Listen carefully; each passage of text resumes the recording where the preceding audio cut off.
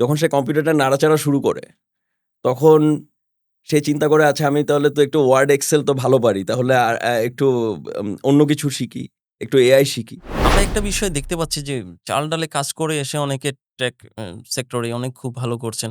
আম এরকম আমরা অনেক স্টোরি শুনেছি। আপনারা যাদেরকে আপনারা আপনাদের কোম্পানিতে হায়ার করছেন, এরকমও আছে নাকি যে উনি জাস্ট এমপ্লয়ি হিসেবে যে জুনিয়র পদে জয়েন করেছেন, এখন কোম্পানির টপ পজিশনে আছেন।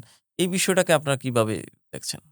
আচ্ছা, এইটা তো আমরা ধরেন আ একটা হলো আপনি ইউনিভার্সিটিতে যেয়ে আপনার নলেজ গ্যাদার করতেছেন। জি, আরেকটা হলো আপনার কোম্পানিতে যখন ৫ বছর ৭ বছর থাকবেন, যখন আপনি you will be surrounded with a lot of people যারা জি। হয়তোবা expert in their own field.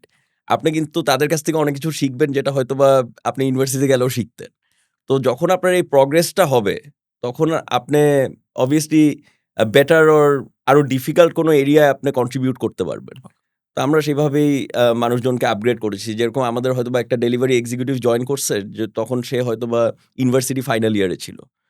Once he finished university সে চিন্তা করছে আচ্ছা আমি তাহলে একটু আ কল সেন্টারে ট্রাই ওকে, করি। ওকে, ওকে। তারপরে কল সেন্টারে ট্রাই করতে মনে হয়েছে যে আচ্ছা আমি একটু গ্রাফিক ডিজাইনিং শিখি, এক্সট্রা কোর্স করি।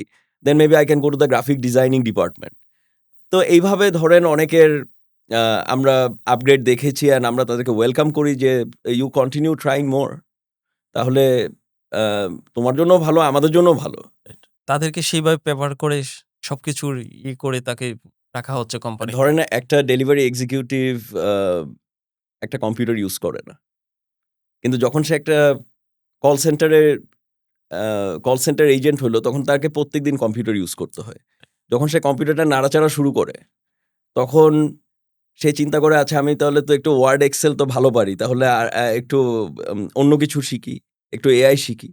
তো এইভাবে actually they are learning inside their work space.